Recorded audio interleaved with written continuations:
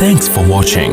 Don't forget to like, comment, share and subscribe to الرجيم بسم الله الرحمن الرحيم ما كان للنبي والذين آمنوا أن يستغفروا للمشركين ولو كانوا أولي قربى من بعد ما تبين لهم أنهم أصحاب الجحيم.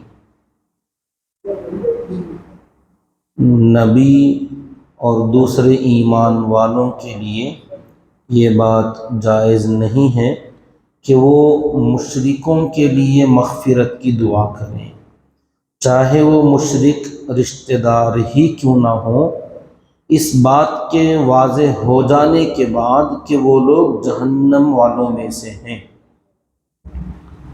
وَمَا كَانَ اسْتِغْفَارُ إِبْرَاهِيمَ لِأَبِيهِ إِلَّا عَن مَّوْعِدَةٍ وَعَدَهَا إِيَّاهُ، اور حضرت ابراہیم علیہ السلام کا اپنے والد کے لیے استغفار کا طلب کرنا وہ بس ایک وعدے کی وجہ سے تھا جو انہوں نے اپنے والد سے کیا ہوا تھا۔ فَلَمَّا تَبَيَّنَ لَهُ أَنَّهُ عَدُوٌّ لِلَّهِ تَبَرَّأَ مِنْهُ، پھر جب حضرت ابراہیم علیہ السلام کو واضح ہو گیا، معلوم ہو گیا کہ ان کا باپ اللہ کا دشمن ہے، تو وہ اس سے بیزار ہو گئے۔ ان ابراہیم لأواہ حلیم، بے شک حضرت ابراہیم علیہ السلام بہت زیادہ نرم دل اور بہت حلم والے ہیں۔ وما كان الله ليضل قوما بعد إذ هداهم حتى يبين لهم ما يتقون، اور اللہ تعالیٰ ایسے نہیں ہے کہ کسی قوم کو ہدایت دینے کے بعد انہیں گمراہ کر دیں جب تک کہ ان لوگوں کو یہ بتلا نہ دیں کہ انہیں کن چیزوں سے بچنا ہے۔ ان اللہ بکل شیء علیم، بے شک اللہ تعالیٰ ہر چیز کو جاننے والے ہیں۔ ان اللہ لہ ملک السماوات والارض، بے شک اللہ ہی کی سلطنت آسمانوں اور زمینوں کی ہے۔ یحیی و یمیت، وہی جلاتا اور وہی مارتا ہے۔ وما لکم من دون اللہ من ولی ولا نصیر، اور تمہارے لیے اللہ کے علاوہ نہ کوئی ولی ہے، نہ کوئی ذمہ دار ہے، نہ کوئی مددگار ہے۔ لقد تاب اللہ علی النبی والمہاجرین والانصار الذین اتبعوه فی ساعة العسرة من بعد ما کاد یزیغ قلوب فریق منہم ثم تاب علیہم۔ اللہ تعالی نے توبہ قبول فرما لی، اللہ تعالی نے مہربانی فرمائی اپنے نبی پر اور ان مہاجرین اور انصار پر جنہوں نے مشکل گھڑی میں اپنے نبی کا ساتھ دیا، ایسی حالت میں کہ قریب تھا کہ ان میں سے بعض لوگوں کے دل متزلزل ہو جائیں، پھر اللہ تعالیٰ نے ان کی توبہ قبول فرمائی۔ انہ بہم رؤوف الرحیم، بے شک اللہ تعالیٰ بہت رؤوف اور رحیم ہیں، بہت مہربان اور بہت رحم کرنے والے ہیں۔ وعلی الثلاثة الذین خلفوا، اور ان 3 لوگوں کی بھی اللہ تعالیٰ نے توبہ قبول فرما لی جن کا معاملہ التوا میں پڑا ہوا تھا۔ حتی اذا ضاقت علیہم الارض بما رحبت، یہاں تک کہ جب ان لوگوں پر زمین باوجود اپنی وسعت کے تنگ ہو گئی، وضاقت علیہم انفسہم، اور ان کی زندگیاں ان پر تنگ ہو گئیں، وظنوا ان لا ملجأ من اللہ الا الیہ، اور انہوں نے یہ خیال کر لیا کہ اب بس اللہ کے علاوہ ان کے لیے کوئی مأویٰ اور ملجا نہیں ہے۔ ثم تاب علیہم لیتوبوا، پھر اللہ تعالیٰ ان کے اوپر مہربان ہوا تاکہ وہ توبہ کریں۔ ان اللہ هو التواب الرحیم، بے شک اللہ تعالیٰ بہت توبہ قبول کرنے والے، رحم فرمانے والے ہیں۔ محترم بزرگ عزیز دوستو، یہ جو آیتیں 2 طرح کے مضامین یہاں پر ہیں۔ ایک مضمون یہ کہ اللہ تعالیٰ نے مشرکوں کے لیے مغفرت کی دعا کرنے سے منع فرمایا۔ یہ آیت کیوں نازل ہوئی، اس کے پیچھے ایک واقعہ ہے۔ اللہ کے نبی صلی اللہ علیہ وسلم کے چچا ابو طالب کا جب انتقال کا وقت قریب آیا، ابو طالب تو وہ ہیں جنہوں نے اپنی پوری زندگی میں دین کی اور اللہ کے نبی کی بہت مدد کی۔ ان کی قوم ان کی مخالفت پر آئی، تب بھی انہوں نے پوری قوم سے مقابلہ کیا، مخالفت کو برداشت کیا، لیکن نبی کا ساتھ دینے سے پیچھے نہیں ہٹے۔ لیکن ایسی شخصیت کو کلمہ پڑھنے کی توفیق نہیں ہوئی۔ ان کا آخری وقت آ گیا، نزاع کا عالم شروع ہوا، تو جب اللہ کے نبی صلی اللہ علیہ وسلم کو پتہ چلا تو آپ جلدی سے تشریف لے گئے اور جا کر چچا کی حالت دیکھی اور بڑے ہی درد بھرے انداز میں کہا، چچا جان آپ نے بڑی ہماری مدد کی ہے، ہمارا ساتھ دیا ہے، بس آپ ایک مرتبہ میرا کلمہ پڑھ لیں، میں اللہ تعالیٰ سے سفارش کر لوں گا، شفاعت کروں گا اور آپ جنت میں داخل ہو جائیں گے، بس ایک بار پڑھ لیں۔ تو اس وقت میں وہاں امیہ اور ابو لہب جیسے سردار لوگ، ابو جہل جیسے سردار لوگ بیٹھے ہوئے تھے، تو ابو جہل نے آگے بڑھ کر کہا، جب اس نے دیکھا کہ بات ایسی ہو رہی ہے، قریب تھا کہ چچا ابو طالب کلمہ پڑھ لیں، تو ابو جہل ایک دم سے اٹھا اور جوش میں آ کر کہنے لگا کہ ابو طالب آپ ہمارے سردار ہیں، اس کا خیال کرو، کیا آپ موت کے ڈر سے اپنے بھتیجے کا دین قبول کر لو گے؟ لوگ کیا بولیں گے تمہارے بارے میں کہ موت کا ڈر ایسا سوار ہوا کہ ایک سردار مرنے کے ڈر سے اپنا دین بدل کے چلا گیا۔ اب اللہ کے نبی صلی اللہ علیہ وسلم بار بار تھوڑی تھوڑی دیر کے بعد کہتے ہیں، چچا جان پڑھ لیجئے، جب بھی آپ درخواست کرتے ادھر سے وہ وہی بولتا۔ تو یہ بار بار باتیں چلتی رہیں، بالآخر ابو طالب نے اپنی زبان سے کہا کہ نہیں، میں تو اپنے باپ دادا کے دین پر ہی ہوں، اتنا کہنا تھا، انتقال ہو گیا۔ تو اللہ کے نبی صلی اللہ علیہ وسلم کو بڑی تکلیف ہوئی، آپ نے اس وقت پر فرمایا، چچا جان میں آپ کے لیے مغفرت کی دعا کرتا رہوں گا، کیونکہ آپ کے احسانات ہیں میرے اوپر، اس لیے میں آپ کے لیے مغفرت کی دعا برابر کرتا رہوں گا جب تک کہ اللہ مجھے اس کام سے منع نہ کر دے۔ اللہ اگر منع کر دے گا تو چھوڑ دوں گا، ورنہ میں آپ کے لیے ضرور استغفار کرتا رہوں گا۔ تو اللہ تعالیٰ نے یہ آیت نازل فرمائی، فرمایا ما کان للنبی والذین آمنوا، کہ کسی نبی کے لیے اور نہ دوسرے ایمان والوں کے لیے یہ بات بالکل جائز نہیں، مناسب نہیں ہے، ان یستغفروا للمشرکین، کہ وہ مشرکوں کے لیے مغفرت کی دعا کریں، کیونکہ اللہ کا حکم ہے۔ اللہ نے قرآن میں فرمایا ان اللہ لا یغفر ان یشرک بہ، کہ اللہ کے ساتھ جو دوسروں کو شریک کریں گے اللہ کو یہ جرم بالکل برداشت نہیں ہوتا، اور اللہ تعالیٰ بالکل ایسے لوگوں کو معاف نہیں فرماتے۔ فرمایا اس کے علاوہ یہ سب سے بڑا جرم ہے، اللہ کے ساتھ دوسروں کو شامل کرنے کا جرم، شرک اور بت پرستی والا جرم اتنا بڑا ہے کہ اللہ فرماتے ہیں میں اس ایک کو ہرگز معاف نہیں کرتا، وَيَغْفِرُ مَا دُونَ ذَلِكَ لِمَن يَشَاءُ، اس کے علاوہ جتنے گناہ ہیں وہ سب اس سے چھوٹے ہیں، میں ان میں سے جن بندوں کے گناہ جن میں سے جو معاف کرنا چاہوں گا میں معاف کروں گا، لیکن سب کو معاف کروں گا نہیں، لِمَن يَشَاءُ، جس بندے کے اگر کسی نے زنا کیا ہے، چوری کیا ہے، دھوکہ دیا ہے، قتل کیا ہے، جھوٹ بولا ہے، تہمت باندھا ہے، جتنے بھی گناہ ہیں، جس بندے کا گناہ میں معاف کرنا چاہوں معاف کر دوں گا، لیکن شرک کیا ہوا آدمی کوئی بھی کیوں نہ ہو میں اسے معاف کرنا ہی نہیں چاہوں گا، چاہے وہ آدمی کتنا ہی بڑا آدمی کیوں نہ ہو،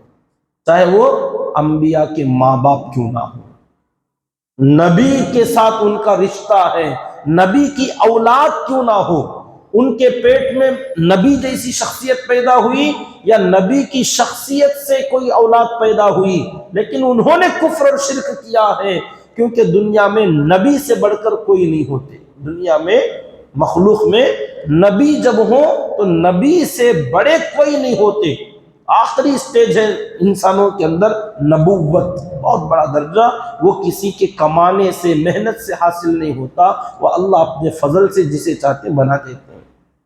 اس سے بڑا کوئی درجہ نہیں۔ تو اس بڑے درجے والے کے رشتہ دار، چاہے اتنا قریبی رشتہ کہ ان کے ماں باپ ہیں یا ان کی اولاد ہیں یا ان کی بیوی ہے، کوئی بھی کیوں نہ ہو، اللہ تعالیٰ فرماتے آئی ڈونٹ کیئر، مجھے کوئی پرواہ نہیں اس کا کہ ان کا رشتہ کس سے ہے اور کتنا بڑا رشتہ ہے، کوئی پرواہ نہیں ہے۔ شرک نہیں کیا ہے، چاہے وہ نبی کے دور دور کے کنیکشن میں نہیں ہے، چاہے وہ کہیں کا رہنے والا ہو، کسی خاندان کا ہو، میں اس کی مغفرت کر دوں گا۔ شرک کیا ہوا آدمی اگر ہے تو میں معاف نہیں کرتا۔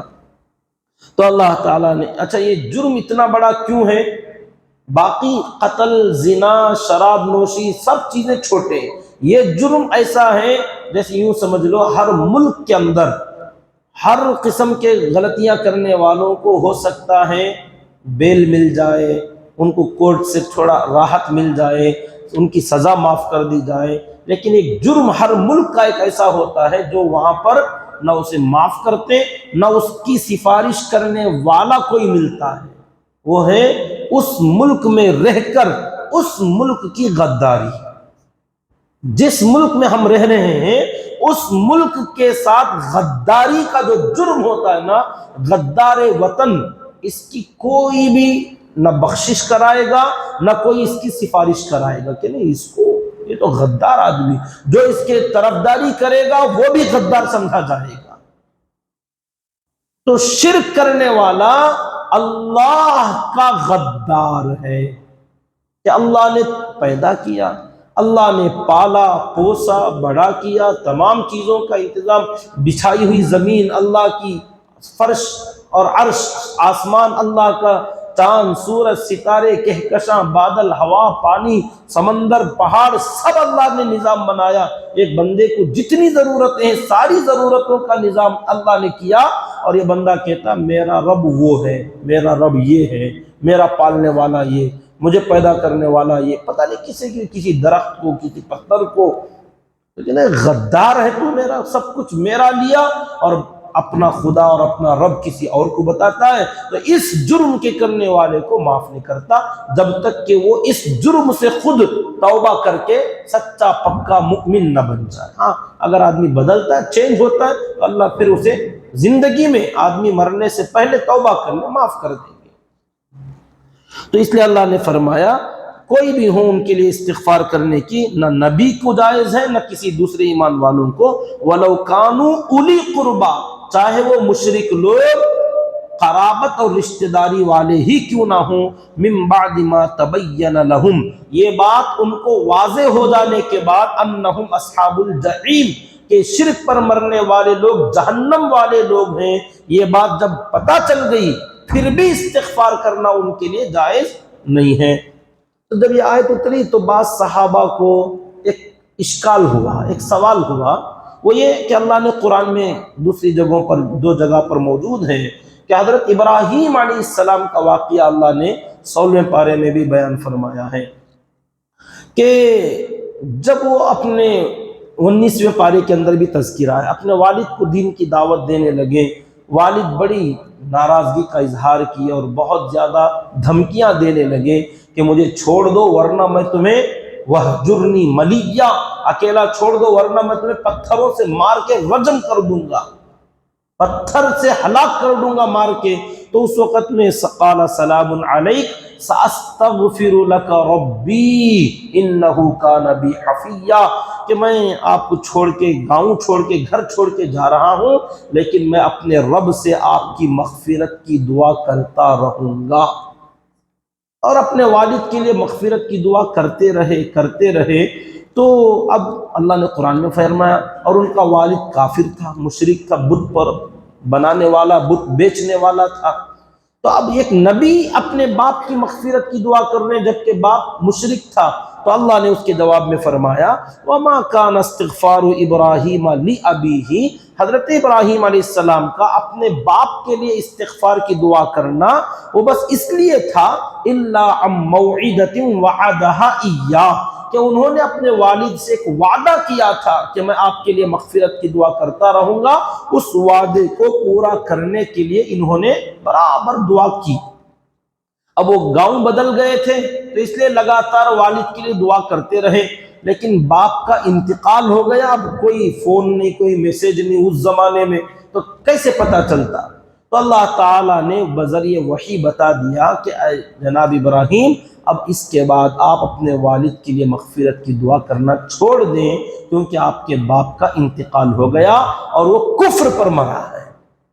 فلما تبین لہ، جب ابراہیم علیہ السلام کو یہ بات معلوم ہو گئی، انہ عدو للہ، کہ ان کا باپ اللہ کا دشمن ہے، حالانکہ وہ پہلے بھی دشمن ہی تھا، بعد میں اسی دشمنی پر مر گیا، اب اس کے بدلنے کا کوئی چانس نہیں رہا، جو مر گیا ختم، زندہ ہے تب تک کوئی نہ کوئی چانس ہوتا ہے کہ کبھی نہ کبھی بدل سکتا ہے، تو اس لیے دعا کرتے رہے۔ جب واضح ہو گیا تبرأ منہ، تو اپنے والد سے بالکل الگ ہو گئے، اب والد کا وہ دعا کرنے کا سلسلہ ہی ختم ہو گیا۔ اچھا، ابراہیم علیہ السلام اپنے باپ کے لیے اتنی دعا کیوں کرتے تھے، یہ وعدہ کیوں کر رکھا تھا؟ فرمایا ان ابراہیم لأواہ حلیم، کیونکہ حضرت ابراہیم علیہ السلام بہت زیادہ نرم طبیعت کے تھے، بڑے بردبار تھے، برداشت کرنے والے تھے، اپنے والد کی اتنی سختی کے باوجود کہ باپ نے بیٹے کو گھر سے نکال دیا، شہر سے نکال دیا، کہا یہ دعوت دینا چھوڑ دے ورنہ تجھے پتھروں میں دبا کر مار دیا جائے گا، اتنا سخت باپ، لیکن ابراہیم علیہ السلام نے دعا کرنا نہیں چھوڑا، کیونکہ ان کی مزاج میں بہت نرم دلی اور بہت برداشت کی قوت تھی۔ یہاں ایک مسئلہ یہ نکلتا ہے کہ کفار اور مشرکین جو ہیں، اپنے دوست احباب پڑوسی جو ہوتے ہیں، رشتہ دار بھی ہوتے ہیں کسی کے جو کنورٹ ہوئے ہیں، تو کیا اپنے ان مشرکوں کے لیے، کافروں کے لیے مغفرت کی دعا کر سکتے ہیں؟ عام طور پر لوگ ہدایت کی دعا تو کرتے ہیں، کیا ان کے لیے مغفرت کی دعا کر سکتے ہیں؟ ہاں، جائز ہے، کر سکتے ہیں۔ مشرکوں کے لیے جو زندہ ہیں ان کے لیے کر سکتے ہیں، جو مر گئے ہیں ان میں سے کسی کے لیے نہیں۔ اچھا، زندوں کے لیے بھی کیا مطلب ہوگا؟ اے اللہ ان کی مغفرت فرما، کوئی دوست ہے ہمارا، کوئی پڑوسی ہے، کوئی اچھا آدمی، کچھ ہوتے ہیں اچھی مزاج والے، اچھی طبیعت والے، انسانیت والے ہوتے ہیں، تو ان کے لیے کہنا اللہ اس کی مغفرت کر دے۔ اس کا مطلب ڈائریکٹ مغفرت نہیں، وہاں ایک اور چیز ہوتی ہے، انڈائریکٹ مغفرت مانگتے، مطلب مغفرت کے لیے ہدایت ضروری ہے۔ تو مطلب یہ ہوگا ہماری دعا کا، اے اللہ اس بندے کو پہلے ہدایت دے پھر اس کی مغفرت فرما دے۔ یہ دو دعاؤں کو شامل۔ ٹھیک اسی طریقے سے ایک اور دعا آتی ہے ایمان والوں کو صبر کے بارے میں، کہ ڈائریکٹ آدمی بلا ضرورت صبر اللہ سے نہیں مانگنا چاہیے کہ اللہ مجھے صبر دے۔ چپکے چپکے صبر کیوں مانگے؟ کیونکہ یہ بھی صبر کرنا ہے، اللہ کا حکم ہے صبر کرو، استعینوا بالصبر والصلاۃ، کہ تم صبر کا دامن تھامے رکھو، صبر کرو، لیکن صبر اللہ سے مانگنا نہیں۔ بعض دعائیں ہیں، جیسے کچھ لوگوں نے دعائیں کی کہ اللہ افرغ علینا صبرا، اے اللہ آپ ہمیں صبر کی دولت عطا فرمائیے۔ جیسے حضرت موسیٰ علیہ السلام کے واقعے میں بھی جب وہ جادوگر لوگ ایمان میں داخل ہو گئے تو فرعون نے دھمکی دی کہ میں لأقطعن ایدیکم وارجلکم من خلاف ثم لأصلبنکم اجمعین۔ تو انہوں نے اس موقع پر بھی جب دھمکی دیا فرعون نے تو کہا ہم صبر کرتے ہیں، اللہ سے دعا کیا ربنا افرغ علینا صبرا وتوفنا مسلمین، اے اللہ ہم پر صبر انڈیل دے، صبر کی ہمت طاقت عطا فرما اور ہمیں مسلمانی کی حالت میں وفات عطا فرما۔ تو ان جادوگروں نے جو ایمان قبول کر لیا تھا، مسلمان ہو گئے تھے، انہوں نے صبر کی دعا کی اللہ سے۔ اسی طریقے سے حضرت طالوت بادشاہ کے ساتھ میں ایک جماعت جا رہی تھی جالوت بادشاہ سے مقابلہ کرنے، جب دونوں آمنے سامنے ہوئے تو اس وقت میں طالوت بادشاہ کی لشکر نے یہ دعا کی ربنا افرغ علینا صبرا وثبت اقدامنا وانصرنا علی القوم الکافرین، اے اللہ آپ ہمارے اوپر صبر ڈال دیجئے، ہم صبر کریں۔ تو یہ جو صبر مانگنے کی دعائیں موجود ہیں، لیکن وہ سچویشن کون سی ہیں یا اس وقت میں جب کہ مصیبت سامنے کھڑی ہے، اب ہم کو اس مصیبت میں جانا ہے، مقابلہ کرنا ہے، فرعون کی طرف سے تکلیف آنے والی ہے، پکا معلوم ہو گیا، تو اس وقت میں یہ مانگنا کہ اللہ اس مصیبت میں مجھے صبر دے، یہ صحیح ہے۔ جیسے بیماری کی حالت، اللہ نہ کرے کوئی آدمی ایڈمٹ ہو گیا، علاج چل رہا ہے، تو اس وقت میں دعا کر سکتا ہے اللہ اس تکلیف میں مجھے صبر کی توفیق دے، دولت عطا فرما، تاکہ میں کہیں اس بیماری میں جزا فضا آہ وہ بکا کرتے ہوئے، ہائے ہوئے کرتے ہوئے کہیں ایمان سے نہ چلا جاؤں میں۔ اس موقع پر بندہ صبر مانگے کہ دشمن کا مقابلہ ہو رہا ہے، کہیں ڈر اور خوف کی وجہ سے کہیں کوئی غلط جملہ نہ نکل جائے، اللہ صبر دے۔ اب ہم ماشاءاللہ نارمل حالات میں کوئی ہمارے لیے تکلیف اور پریشانی نہیں، مصیبت نہیں، ڈر نہیں، خوف نہیں، بیماری نہیں، آرام سے ہیں، چپکے چپکے کہنا اللہ مجھے صبر کرنے والا بنا، مطلب ہے کہ کیا تو بھی مصیبت ڈال کو چپکے چپکے کھجلی، اللہ خاموش بیٹھا آرام سے ہوں، مجھے صبر کرنے والا بنا، مطلب کوئی پریشانی دے پھر اس کی اوپر صبر دے، یہ مانگنے کی ضرورت نہیں۔ جب آئے کوئی مصیبت، اللہ نہ کرے، اللہ مصیبتوں سے بچائے، عافیت مانگے، اللہم انی اسألک العفو والعافیہ فی الدنیا والآخرہ، اللہ میں تو عافیت مانگتا ہوں۔ میں تو وہ بڑے بڑے لوگ تھے جو مصیبتوں کو مانگتے تھے، کچھ لوگ بخار مانگتے تھے، کچھ اللہ والے اللہ بخار دے دے، بخار لے لیا اور پوری زندگی صبر کرنا چاہتے تھے وہ۔ تو کچھ بندے جو مجاہدے والے ہوتے ہیں، انہوں نے مانگ کر ایسی مصیبتوں کو لیا، کیونکہ پتا چلا مصیبت میں بہت ثواب ملتا ہے صبر کرنے کا، تو جو وہ ہمت والے تھے وہ کر گئے۔ تو ہم یہ کہیں گے اللہ ہماری اب وہ طاقت نہیں رہی، اب ہمارے پاس وہ صلاحیتیں، وہ مجاہدے نہیں رہے، تو ہم تو یہ چاہتے ہیں کہ تو ہمیں مزے مزے کا کھلا، میٹھی نیند سلا، بہترین کپڑے دے، بہترین گاڑیاں دے، نیک صالح اولاد دے، اچھی بیوی دے، تمام نعمتیں ہی نعمتیں دے، اور ان نعمتوں پر ہمیں تیرا شکریہ کرنے کی توفیق دے، اور اس راستے سے جنت میں ڈال دے۔ جیسا کہ دو راستے ہیں جنت میں جانے کی، ایک صبر والا اور ایک شکر والا، دو راستوں سے بندے جنت میں جائیں گے، صبر مجاہدے برداشت کرتے ہوئے، اور ایک ہے تعریف کرتے ہوئے اللہ تعالیٰ کی، شکر ادا کرتے ہوئے، کھاتے جاؤ اللہ کا شکر ادا کرتے ہیں، اللہ تیرا شکر ہے، پہنتے جاؤ کہتے ہیں اللہ تیرا شکر ہے، استعمال کرتے جاؤ کہتے ہیں اللہ تیرا شکر ہے۔ بندہ ناشکری نہ کرے۔ وہ کہتے ہیں ایک مولانا تھے، تھوڑا چہرے میں تھوڑا اتنی خوبصورتی نہیں تھی، ان کو بیوی بڑی خوبصورت مل گئی، کبھی کبھار ایسا ہو جاتا ہے، جیسے وہ کوئی شاعر تھا، اس کو بھی ایسی اس کی بھی شکل و صورت اتنی اچھی نہیں تھی، تو بیوی بڑی خوبصورت مل گئی۔ تو ایک مرتبہ گھر کے باہر آنگن میں بیٹھے تھے، دیوار پر ایک کوا آیا، اور اس وقت میں اس کے چونچ میں انگور تھا، کوے کی چونچ میں انگور تھا۔ تو شاعر تھا، دیکھتے ہی ایک جملہ نکالا، زاغ کے چونچ میں انگور خدا کی قدرت ہے۔ وہ کوا ایک دم سے کالا، چونچ بھدی سی، اس میں گول مٹول سا خوبصورت سا انگور، یہ اتنا عجیب سا لگ رہا تھا، انگور بڑا خوبصورت لگ رہا تھا کوے کے منہ میں۔ تو شاعر نے کہا، زاغ فارسی میں کوا، زاغ کے چونچ میں انگور خدا کی قدرت ہے۔ بیوی بھی شاعر کے بازو رہتے رہتے وہ بھی شاعرہ بن گئی تھی، اس نے کہا، لنگور کے پہلو میں حور خدا کی قدرت ہے، لنگور کے پہلو میں حور خدا کی۔ یہ بھی تو تھوڑا کمبینیشن دیکھو نا اس کو، کہ کوے کے چونچ میں تمہیں انگور خدا کی قدرت لگی، تو یہ لنگور کے پہلو میں حور بیٹھی، یہ بھی تو خدا کی قدرت ہے۔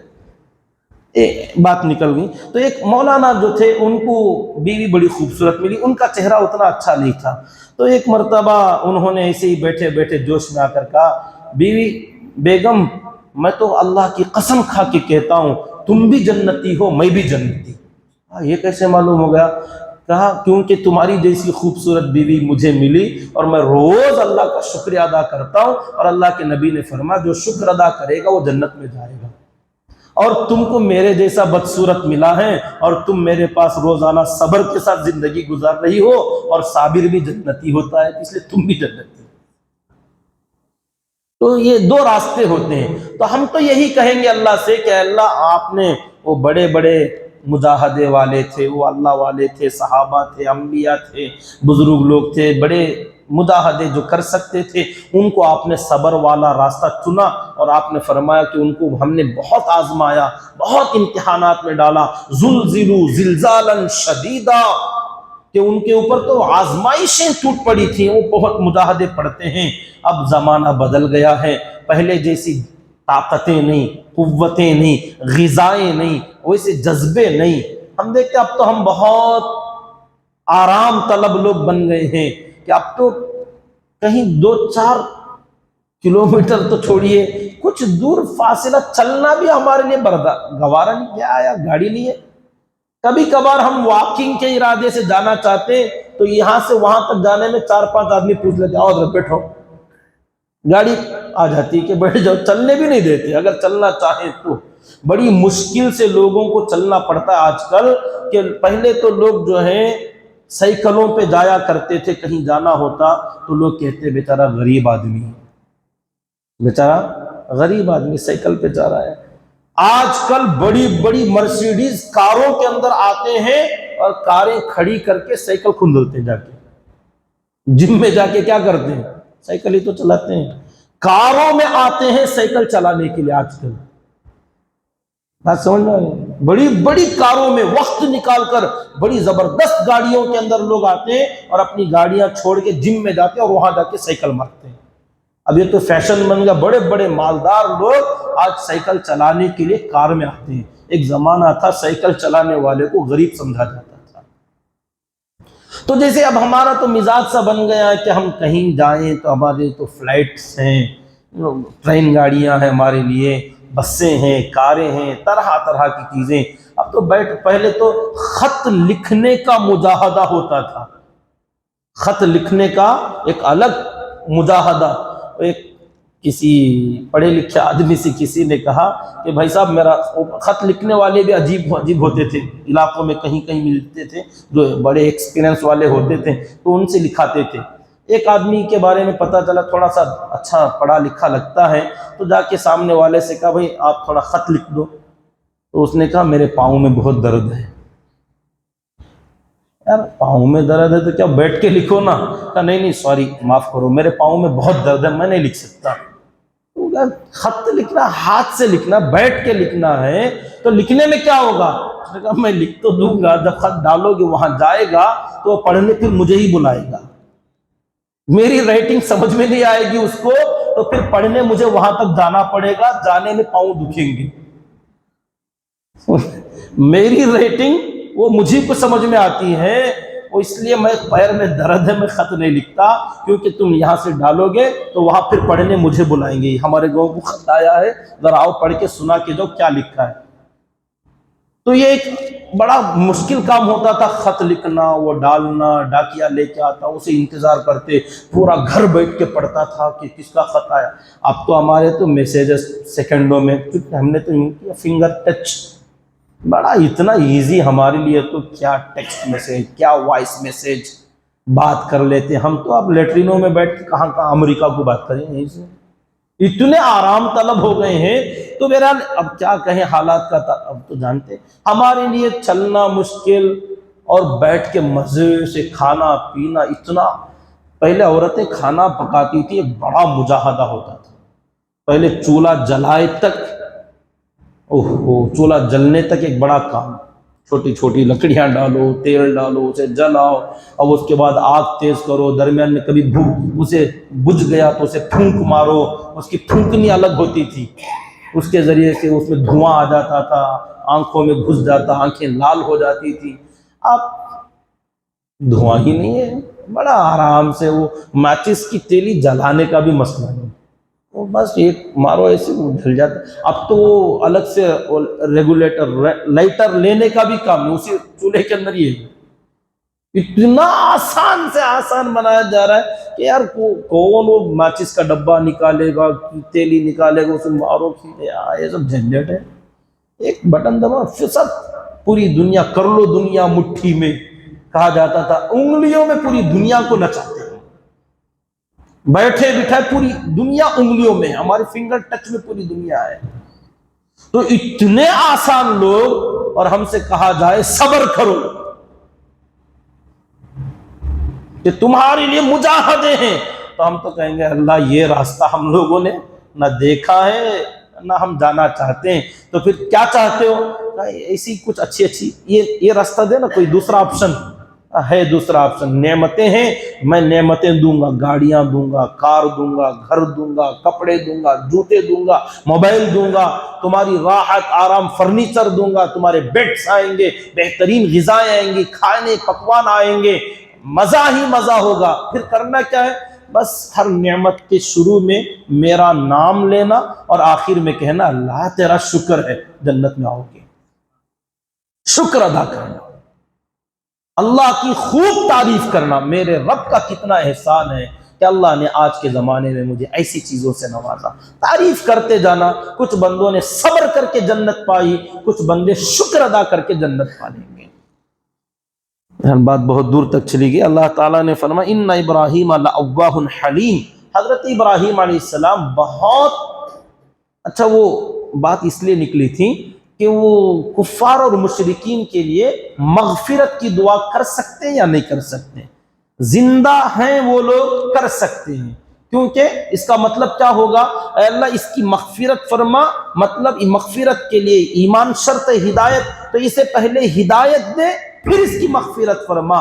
ایسی ایک دعا کا میں خلاصہ کرتے کرتے ادھر چلا گیا کہ صبر مانگنا اللہ سے یہ صحیح نہیں ہے. چپ کے بیٹھے بٹھائے اچھا بچہ آدمی صبر مانگنے بیٹھے، اللہ مجھے صبر دے، مطلب یہ بیماری دے پھر صبر دے، کوئی کیس بک کرا پھر صبر دے، کوئی ایکسیڈنٹ کرا دے پھر صبر کرنے کی دور. کیوں خواہ ضرورت نہیں. اگر اللہ نہ کرے کبھی کوئی مصیبت پڑ گئی تو اس وقت میں کہے اللہ اب مجھے صبر دے.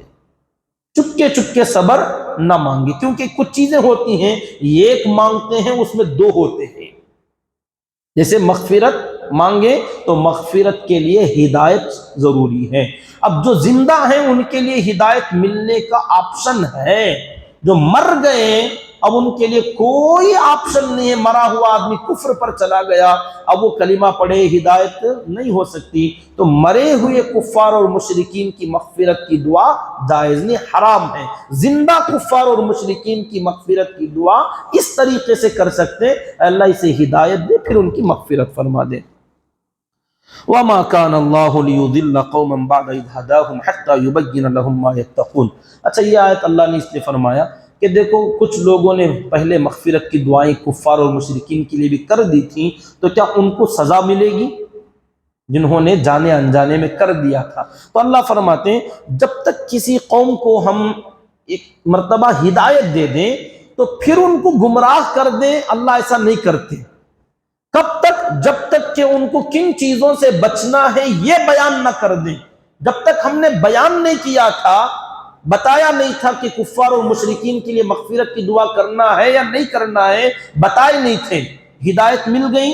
اب معلوم ہونے سے پہلے کچھ غلطیاں ایسی ہو گئی ہیں تو اللہ فرماتے ہیں اللہ ایسی غلطیوں کو جو ہم نے ابھی بتایا نہیں تھا تم سے غلطیاں ہو گئی ہیں تو اس پر ہم تمہیں گمراہ نہیں کریں گے. ہاں، جب ہم نے بتا دیا کہ کیا کرنا کیا نہیں کرنا، پھر تم غلطی کرو گے تو ہو سکتا اب تمہاری سزا بھی ہوگی، پکڑ بھی ہوگی. ان اللہ بکل شیء علیم، بے شک اللہ بہت ہر چیز کو جاننے والے ہیں. ان اللہ لہ ملک السماوات والارض، آسمانوں اور زمینوں کی سلطنت اور حکومت تو بس اللہ ہی کی ہے. یحیی و یمیت، وہ جلاتا ہے موت دیتا ہے. وما لکم من دون اللہ من ولی ولا نصیر، تمہیں اللہ کے علاوہ نہ تمہارا کوئی دوست ہے نہ کوئی تمہارا مددگار ہے. اب آتے ہیں پھر اصل مقصد کی طرف. پہلے سے اس کے اندر جو چلتا ہوا آ رہا تھا، غزوہ تبوک کا تذکرہ چل رہا تھا. درمیان میں کچھ منافقین کا مسجد زرار کا واقعہ وہ آیا تو اس سے ریلیٹڈ کچھ آیتیں آ گئیں. پھر غزوہ تبوک کی طرف واقعہ آتا ہے. پہلے میں نے بتایا تھا کہ ایک طبقہ کا تذکرہ باقی رہ گیا ہے، اس طبقے کا تذکرہ آگے کی دو آیتوں میں اللہ نے فرمایا. کون سا طبقہ تھا؟ دیکھیں، جب مختصر بتا دیتا ہوں. اللہ کے نبی صلی اللہ علیہ وسلم نے غزوہ تبوک کا اعلان فرمایا کہ ادھر سفر کرنا ہے تو جتنے لوگ مدینے میں تھے ان کی 6 جماعتیں بنی، یا اصل میں یوں کر لیجئے 3 جماعتیں بنی، اور ہر جماعت کے 2 ٹکڑے، ہر جماعت کے 2 پارٹ بنے۔ جیسے ہی اللہ کے نبی نے فرمایا کہ نکلو جہاد کے لیے تیاری کرو، غزوے کے لیے، سفر کے لیے، تو ایک طبقہ وہ تھا جو حکم سننے کے بعد نکلنے کے لیے تیار ہو گیا، دوسرا طبقہ وہ تھا جو ایمان والے کے ساتھ میں رہتے تھے مگر حقیقت میں ایمان والے نہیں تھے، یعنی منافقین، وہ پیچھے رہ گئے۔ تیسرا طبقہ وہ تھا جو ایمان والے بھی تھے، منافقین بھی نہیں تھے، ایمان والے تھے، مگر وہ اللہ کے نبی کے ساتھ سفر میں نہیں آئے۔ ایک طبقہ ایمان والوں کا وہ سفر میں نکل گیا، دوسرا طبقہ منافقین کا وہ نہیں آیا، تیسرا طبقہ ایمان والوں میں سے منافقین کی طرح کا کام ہوا، ان سے ہے ایمان والے لیکن کام منافقوں نے جیسے کیا ویسا کام ان سے ہوا، یعنی وہ لوگ اللہ کا حکم، نبی کا حکم تھا نکلو، نہیں نکلے۔ تو اب ان تینوں کی پھر 3 قسمیں بنتی ہیں۔ صحابہ کرام جو اللہ کے راستے میں نکلے، ان کی 2 قسمیں بنی۔ ایک قسم کیا تھی؟ جیسے ہی حکم ملا فوراً بغیر کسی شک و شبہ ڈاؤٹ کے حکم سنتے ہی نکل گئے، یہ بڑی جماعت تھی۔ کچھ لوگ جو تھے تھوڑا سا متزلزل ہوئے، پسو پیش، آگے پیچھے، نکلنا کہ نہیں نکلنا، جائیں کہ نہ جائیں، حالات ایسے ہیں، تھوڑا تردد، سوچ بچار، اس کے بعد نکل گئے۔ تو 2 جماعتیں ہوئی، نکلنے والوں میں سے ایک بغیر سوچے سمجھے کے نکل گئے، ایک لوگ تھوڑا آگے پیچھے کر کے، لیکن وہ بھی نکلے، 2 جماعتیں ان کی ہو گئیں۔ منافقین کی 2 جماعتیں تھیں، ایک جماعت جو نہیں آنے والی تھی، ان میں 2 قسمیں۔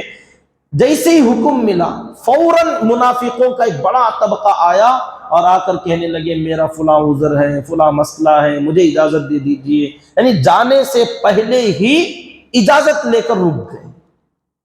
منافقین کی ایک جماعت، دوسری جماعت اجازت تو نہیں لی، لیکن جب اللہ کے نبی صلی اللہ علیہ وسلم واپس آئے تو ان لوگوں نے آ کر بہانے کر کے، میں آنا چاہتا تھا، میرا ساتھ ایسا مسئلہ ہو گیا تھا، میں بیمار ہو گیا تھا، شادی تھی، وہ تھی، یہ تھی، بعد میں آ کر بہانے کرنے لگے۔ تو کچھ لوگ منافقوں نے پہلے اجازت لی، کچھ لوگوں نے بعد میں بہانے بنائے۔ منافقوں کی 2 جماعتیں، ایمان والوں کی 2 جماعتیں۔ تیسری جماعت وہ جو ایمان والوں کی ہیں مگر کام ان کا منافقوں جیسا، یعنی مطلب وہ نہیں نکلے۔ تو یہ بڑی سخت بات تھی کہ ایمان والا ہے تو نکل، اگر نہیں ہے تو منافقین میں شامل۔ لیکن یہ ایسی جماعت ہے، یہ منافق بھی نہیں، ایمان والے ہیں، مگر عمل ایسا کہ شک میں ڈالتا کہ کیوں نہیں نکلے، نبی کے حکم کے خلاف کون کرے گا۔ تو اب ان کی جو ایک جماعت تھی، اس کی 2 ٹکڑے بنے۔ کیا 2 قسمیں تھیں؟ جب اللہ کے نبی صلی اللہ علیہ وسلم غزوہ تبوک سے واپس آئے تو یہ 10 آدمی تھے ایمان والے جو نہیں آئے تھے، پکے صحابہ کرام تھے، 10 آدمی۔ ان میں سے حضرت حاطب بن ابی بلتہ رضی اللہ تعالیٰ عنہ اور ان کے ساتھ میں 6 آدمی، کل 7 آدمی وہ تھے جو مدینہ مسجد نبوی کے اندر آئے، مدینہ منورہ میں، اور اپنے آپ کو ستونوں سے باندھ کر جکڑ لیا اور یہ کہنے لگے کہ ہم توبہ کرتے ہیں، بغیر عذر کے ہم نہیں آئے تھے، ہم سے غلطی ہو گئی، اب ہم توبہ کرتے ہیں، اللہ ہماری توبہ قبول کرے، اور جب تک اللہ کے نبی اپنے ہاتھوں سے ہمیں آزاد نہیں کریں گے ہم یہاں سے نہیں جائیں گے۔ ایک توبہ اس طریقے سے ہوئی اور اللہ نے ان کی توبہ قبول فرما لی، اللہ کے نبی صلی اللہ علیہ وسلم نے اپنے ہاتھوں سے کھولا، آزاد کیا۔ 3 آدمی بچ گئے تھے ان 10 میں سے جنہوں نے نہ کوئی اجازت لی، نہ واپس آنے کے بعد نہ کوئی عذر اور بہانہ کیا منافقوں کی طرح، نہ ان 7 آدمیوں کی طرح اپنے آپ کو توبے کے لیے پیش کیا، بلکہ ایک دم خاموش رہ گئے۔ تو یہ 6 جماعتوں میں صحابہ کرام، یہ ان لوگوں کی تقسیم ہوئی، 2 جماعتیں منافقوں کی، 4 جماعتیں ایمان والوں کی، ایک ساتھ نکلنے والے، تھوڑا آگے پیچھے کر کے نکلنے والے، یہ 2 حضرات جس میں سے ایک طبقہ توبہ کرنے والا اور ایک طبقہ توبہ بھی نہیں کیا، بس اپنی صحیح بات آ کر پیش کر دی۔ اب ان کا تذکرہ اللہ فرماتے ہیں لقد تاب اللہ، اللہ تعالی مہربان ہوا کن پر؟ علی النبی، سب سے پہلے تو اپنے نبی پر۔ توبہ قبول کرنا مطلب مہربانی فرمانا، اللہ نے اپنے نبی پر مہربانی فرمائی، والمہاجرین والانصار، اور ان مہاجر اور ان انصار صحابہ پر اللہ مہربان ہوا، الذین اتبعوہ، جنہوں نے ہمارے نبی کی اتباع کی، ہمارے نبی کا ساتھ دیا، فی ساعۃ العسرہ، بڑی تنگی کی حالت میں۔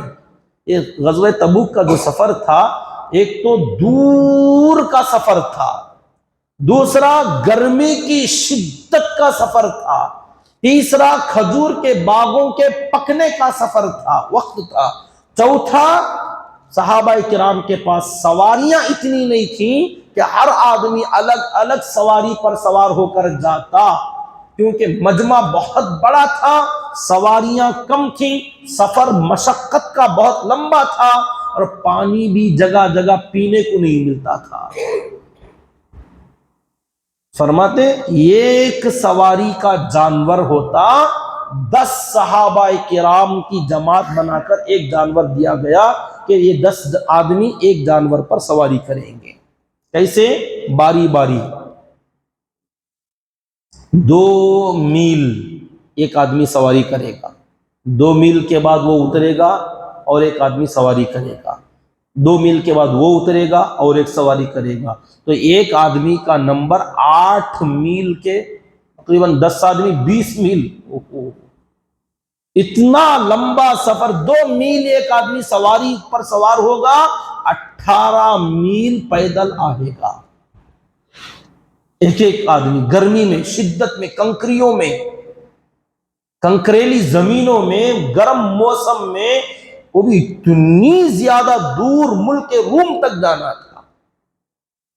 کیا مجاہدت! اللہ نے فرمایا فی ساعۃ العسرہ، وہ انصار اور مہاجر لوگ جنہوں نے بڑی تنگی کی حالت میں بھی اپنے نبی کا ساتھ دیا، من بعد ما کاد یزیغ قلوب فریق منہم، ایک دوسرا طبقہ ایسا تھا جو قریب تھا کہ ان میں سے بعض لوگوں کے دل متزلزل ہو جاتے، لیکن انہوں نے اس کے باوجود بھی نبی کا ساتھ دیا۔ ثم تاب علیہم، پھر اللہ تعالیٰ ان لوگوں پر مہربان ہوا، انہ بہم رؤوف الرحیم، بے شک اللہ تعالیٰ بہت مہربان ہے اور اللہ تعالیٰ بہت رحم کرنے والے ہیں۔ اس لیے اللہ نے تمام انصار، مہاجر اور نبی سب کی طرف اللہ نے مہربانی فرمائی، اور آگے فرماتے وعلی الثلاثۃ الذین خلفوا، اور وہ جو 3 صحابہ بچ گئے تھے نا، ساتھ میں نہیں آئے، توبہ بھی آ کر ویسے نہیں کی جیسے ان 7 لوگوں نے کی تھی، تو اللہ فرماتے ہیں ہم نے ان 3 لوگوں کی بھی توبہ قبول کر لی جن کا معاملہ تھوڑا ڈیلے کیا گیا تھا، خلفو، ان کا معاملہ التوا میں پڑا ہوا تھا۔ کیا ہوا تھا ان کا حال؟ اللہ فرماتے ہیں حتی اذا ضاقت علیہم الارض بما رحبت، یہاں تک کہ جب ان کے اوپر زمین، اتنی بڑی زمین جو پوری دنیا کی ہے، یہ زمین ان لوگوں پر تنگ ہو گئی تھی، ان 3 آدمیوں پر، ضاقت علیہم الارض بما رحبت، اپنی کشادگی کے باوجود ایسا لگ رہا تھا ان تینوں کو کہ زمین بہت چھوٹی ہو گئی، کہیں جانے کو راستہ ہی نہیں ملتا تھا ان تینوں کو۔ فرماتے ہیں وضاقت علیہم انفسہم، یہاں تک کہ ان تینوں کو خود ان کی زندگی تنگ ہو گئی تھی۔ کیسے؟ فرمایا وظنوا، یہاں تک کہ ان لوگوں کا یہ گمان ہو گیا تھا اللہ ملجأ من اللہ الا الیہ، کہ اللہ سے بچنے کا ایک ہی راستہ ہے کہ اللہ ہی کی طرف جائیں گے تو بچ پائیں گے، اس کے علاوہ کوئی دوسرا راستہ بچنے کا نہیں ہے۔ ثم تاب علیہم، اللہ تعالیٰ ان لوگوں پر مہربان ہوا، لیتوبوا، تاکہ وہ ہمیشہ ایسے ہی توبہ اور استغفار کرتے رہیں، ان اللہ هو التواب الرحیم، بے شک اللہ تعالیٰ بہت توبہ قبول کرنے والے، بہت رحم فرمانے والے ہیں۔ آگے ایک آیت میں فرمایا یا ایھا الذین آمنوا اتقوا اللہ، اے ایمان والو اللہ سے ڈرتے رہو، وکونوا مع الصادقین، اور تمہیں چاہیے کہ تم سچوں کی صحبت میں رہو۔ پورا واقعہ ختم، لیکن اصل میں یہ واقعہ کیا تھا؟ یہ جو تین حضرات تھے، تینوں کے نام، ایک تھے حضرت کعب ابن مالک، دوسرے تھے حضرت مرارہ ابن ربیع، تیسرے تھے حضرت ہلال ابن امیہ، ہلال بلال نہیں، ہلال۔ تین صحابہ کرام تھے، کعب ابن مالک، مرارہ ابن ربیع، ہلال ابن امیہ رضی اللہ تعالی عنہم۔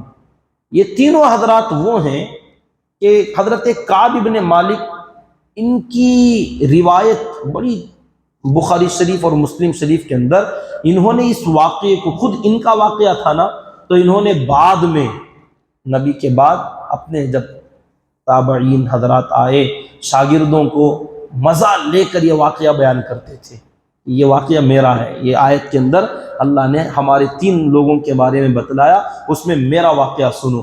تو حضرت کعب ابن مالک رضی اللہ تعالیٰ عنہ اس واقعے کو بڑی تفصیل سے بیان کرتے تھے، بخاری اور مسلم کے اندر کئی صفوں کے اندر یہ واقعہ موجود ہے کہ کیا ہوا تھا، کیسے ہوا تھا۔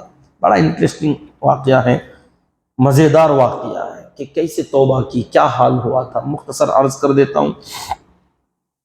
حضرت کعب ابن مالک رضی اللہ تعالیٰ عنہ کہتے ہیں شروع سے کہ جب تبوک کے بارے میں خبر ملی کہ کچھ عیسائیوں کا تقریباً 1,00,000 کا مجمع حملہ کرنے مدینے پر آ رہا ہے، یہ خبر ملی تو اللہ کے نبی صلی اللہ علیہ وسلم نے فوراً اعلان کیا، اور ہمارے نبی کی عادت تھی، حضرت کعب ابن مالک کہتے ہیں نبی پاک صلی اللہ علیہ وسلم کی عادت تھی، جب بھی کسی علاقے میں غزوے کے لیے، لڑائی کے لیے جانا ہوتا تو آپ دوسری طرف کے حالات معلوم کرتے اور دوسری طرف سے جاتے ہوئے ادھر جاتے، ڈائریکٹ نہیں جاتے، تاکہ یہ مخبر، جاسوس، سی آئی ڈی جو ہوتے تھے وہ لوگ ہمارا راز فاش نہ کر دیں۔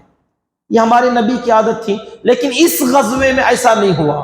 آپ نے صاف صاف بتا دیا کہ ہم کو تبوک جانا ہے، کیونکہ سفر دور کا تھا، مشقت زیادہ تھی، جیسے حالات بتائے، ان تمام وجوہات کی وجہ سے نبی نے صاف صاف کہہ دیا تبوک جانا ہے، سب لوگ تیاری کرو۔ مکہ فتح کر کے آئے تھے تازہ تازہ، مال بھی بہت تھا، لیکن اس کے باوجود مجمع اتنا زیادہ تھا، کہتے ایک روایت میں 10,000، ایک روایت میں 14,000، ایک روایت میں 30,000 کا مجمع تھا۔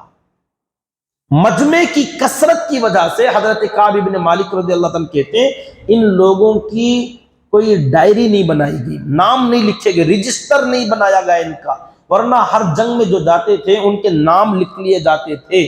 نام ملتے ہیں، غزوہ بدر میں کون کون تھے، بدری صحابہ کے نام لکھے ہوئے ہیں، یہ 313 ناموں کے ساتھ لسٹ موجود ہے۔ تو ہر غزوے میں رجسٹر بنایا جاتا تھا، اس غزوے میں اللہ کے نبی صلی اللہ علیہ وسلم نے رجسٹر نہیں لکھوایا، کیونکہ اتنا بڑا مجمع تھا، کہاں لکھتے بیٹھیں گے۔ تو کہتے ہیں کعب ابن مالک رضی اللہ عنہ جب نام نہیں لکھے جا رہے تھے تو اس وقت میں جو نہیں جانا چاہتا اگر وہ رک جاتا تو کسی کو معلوم ہی نہیں ہوتا تھا کہ کون آیا کون نہیں آیا، کیونکہ نام ہی نہیں لکھے جا رہے ہیں۔ اچھا، جیسے اعلان ہوا تو جیسے کہ بات آئی، منافق لوگ آ کے چھٹی لے کر جانے لگے، لیکن تمام صحابہ نکل کر تیار ہو کر چلے گئے۔ اب کعب بن مالک رضی اللہ عنہ کہتے ہیں اس وقت میں طبیعت بھی بہت اچھی تھی اور میرے پاس مال بھی اس وقت بہت زیادہ تھا، اور اس وقت میں سواری کے 2 جانور میرے پاس تھے۔ کہتے ہیں اس سے پہلے میری زندگی میں کبھی بھی ایک ساتھ 2 جانور سواری کے نہیں تھے۔ اس موقع پر بہت خوشحال تھا، حالات بڑے اچھے تھے، انتظامات سب موجود تھے میرے پاس۔ پھر میں نکلنا چاہتا تھا تو میں نے سوچا میرے پاس تو سب کچھ ہیں، جیسی جماعت نکلے گی فٹ سے جاؤں گا، تیاری کروں گا، نکل جاؤں گا، شروع سے تیاری میں لگنے کی کیا ضرورت ہے۔ تو اس خیال سے میں آج کل پر ٹال مٹول کرتا رہا۔ اچانک جمعرات کا دن ہمارے نبی کو سفر کے لیے بڑا پسند تھا، تو آپ جب بھی سفر کرتے، جمعرات کا دن سفر کرتے، تو آپ نے کوچ کا اعلان کیا۔ اب مجھے صبح سویرے پتا چلا کہ حضور آج نکل رہے، تو میں نے سوچا رہے یار ابھی تو میری تیاری ہی نہیں ہوئی، تو چلو گھر جا کے تیاری کر لیتا ہوں، نکل جاؤں گا۔ تو بعد میں پوری جماعت قافلہ نکل پڑا، مدینے سے باہر جانے لگا، تو میں نے سوچا ٹھیک ہے کتنی دور جائیں گے، جائیں، میں تو شام تک جا کے مل جاؤں گا۔ شام ہو گئی، تیاری نہیں ہوئی، پھر سوچا صبح کو چلا جاتا ہوں، رات کو سو جاؤں گا۔ تو ایسے میں آج کل اب تب کرتے کرتے وقت ایسا گزر گیا میرا، بعد میں خیال آیا یار اتنا دور چلے گئے، اب میں اکیلا کہاں سے جاؤں، تو میں نے جانے کا ارادہ چھوڑ دیا۔ تو کہتے ہیں کوئی چلا گئے، تو میں اس کے بعد مدینے کے اندر جاتا، گھوم پھر کر دیکھتا مدینے میں اور کون کون لوگ باقی ہیں، تو صرف میری نظر جن پر پڑتی وہ حقیقت میں یا تو معذور، لنگڑے، اندھے، بیمار، بچے، عورتیں، یا وہ لوگ تھے جن کے اوپر منافق ہونے کا دھبا لگا ہوا تھا۔ ان کے علاوہ مجھے کوئی بھی اپنا ساتھی نظر نہیں آ رہا تھا۔ تو اب میرے دل میں دھڑکنیں تیز ہوئی، یا اللہ کیا حال ہوا میرا، یہ لوگ بیٹھے ہیں، ان کے ساتھ میں لنگڑے ہیں، اندھے ہیں، بچے ہیں، عورتیں ہیں، اور یا تو وہ منافق لوگ۔ کہتے اس وقت میں جب یہ ٹال مٹول کر رہے تھے جانا کہ نہیں آج کل، تو کچھ منافق دوست ان کے ساتھ میں تھے، انہوں نے کہا کیا بھی نہیں چلتا، جائیں گے، ہم بھی آنا چاہتے ہیں، ہم بھی ساتھ میں چلیں گے۔ تو ان لوگوں کے ساتھ بیٹھ کر ان لوگوں نے ان کے ذہن میں کچھ باتیں ایسی ڈالی منافقوں نے، جس کی وجہ سے ان کو کچھ اور زیادہ ہمت ہو گئی، ہے نا اور بھی دو چار لوگ، لیکن بعد میں پتا چلا وہ تو منافق لوگ ہیں۔ تو بہرحال اللہ کے نبی صلی اللہ علیہ وسلم کا سفر 50 دن کا تھا، لڑائی نہیں ہوئی اس کے اندر، لڑائی بالکل نہیں، وہ لوگ بھاگ گئے سن کر ہی کہ اتنی دور سے یہ لوگ اتنی گرمی میں اتنی ہمت کے ساتھ ہمارے ساتھ لڑنے آئے ہیں، تو یہ کیسی قوم ہوگی۔ تو وہ روم کی فوج واپس چلی گئی، تو اللہ کے نبی صلی اللہ علیہ وسلم خیر و عافیت کے ساتھ مدینے کو واپس آئے۔ حضرت کعب ابن مالک رضی اللہ عنہ کہتے ہیں اب اچانک مجھے خبر ملی کہ قافلہ واپس آ رہا ہے، تو اب میرے دل میں دھڑکنیں تیز ہو گئی، ڈرنے لگا اے اللہ نبی واپس آ جائیں گے تو میں کیا کروں گا، کیسے فیس کروں گا، کیسے جاؤں گا، کیا بولوں گا۔ تو کہتے ہیں میرے دل میں طرح طرح کے خیالات آتے تھے، جا کے یہ بولوں گا، نہیں ایسے بولوں گا، اچھا مجھے ایسے بولنا چاہیے، فلاں فلاں باتیں ذہن میں آتی تھیں۔ پھر دل کہتا تھا نہیں یار یہ جھوٹ موٹ کی بات نہیں کرنا، جو بھی ہے سچ بولنا ہے۔ اچانک خبر ملی کہ اللہ کے نبی صلی اللہ علیہ وسلم مدینے میں آ گئے۔ ہمارے نبی کی عادت تھی سیدھے مسجد نبوی میں جاتے تھے، 2 رکعت نماز پڑھتے، اس کے بعد آپ بیٹی فاطمہ الزہرا رضی اللہ تعالیٰ عنہا کے پاس جاتے پہلے، اس کے بعد آپ اپنی بیویوں سے مل کر پھر مسجد میں آ کر بیٹھتے، عام لوگوں سے ملاقات کرتے۔ تو آپ اپنی عادت کے مطابق مسجد نبوی میں بیٹھے تو یہ منافق جو تھے آ کر کہتے میری یہ مجبوری تھی، میری یہ پریشانی تھی، وہ بہانے کر کر کے جانے لگے۔ تو انہی میں حضرت کعب ابن مالک کہتے میں بھی گیا، جا کر دیکھا، اچھا اللہ کے نبی صلی اللہ علیہ وسلم نے پورے راستے میں ان کو یاد نہیں کیا، حالانکہ کعب ابن مالک بڑی شخصیت ہے، یہ بعد میں تذکرہ کرتا ہوں۔ اللہ کے نبی نے کبھی نہیں پوچھا، کہتے ہیں جب تبوک میں چلے گئے وہاں جا کر آقا نے پوچھا کہ تمہارے میں کعب ابن مالک نہیں ہے؟ تو دیکھو اتنے ہزار لوگوں میں کعب ابن مالک کو نوٹس کرنا کہ وہ ہے یا نہیں، نظر نہیں آ رہے، کیا بات ہے، تو کتنی بڑی شخصیت تھی۔ تو آپ نے پوچھا کعب ابن مالک نہیں ہے؟ تو ان کے خاندان کے کچھ لوگوں نے کچھ غلط بولا، کہا اجی حضرت ان کو تو وہ اپنے اچھے کپڑے، اچھے کھانے، اچھی سواری، ان چیزوں نے ان کو گھیر لیا ہے، وہ ان چیزوں میں مشغول ہو کر آنا بھول گئے، ان کا عیب بیان کیا۔ تو کہتے ہیں حضرت معاذ ابن جبل رضی اللہ تعالیٰ نے لوگوں سے کہا غلط بات نہ کرو، اور اللہ کے نبی سے عرض کیا اے اللہ کے نبی صلی اللہ علیہ وسلم جہاں تک بات ہے میں کعب ابن مالک کو جانتا ہوں، وہ ایسا آدمی نہیں ہے، یقیناً وہ سراسر خیر والا آدمی ہے، اس کے اندر بھلائی ہے، پھر بھی پتہ نہیں کیوں نہیں آیا۔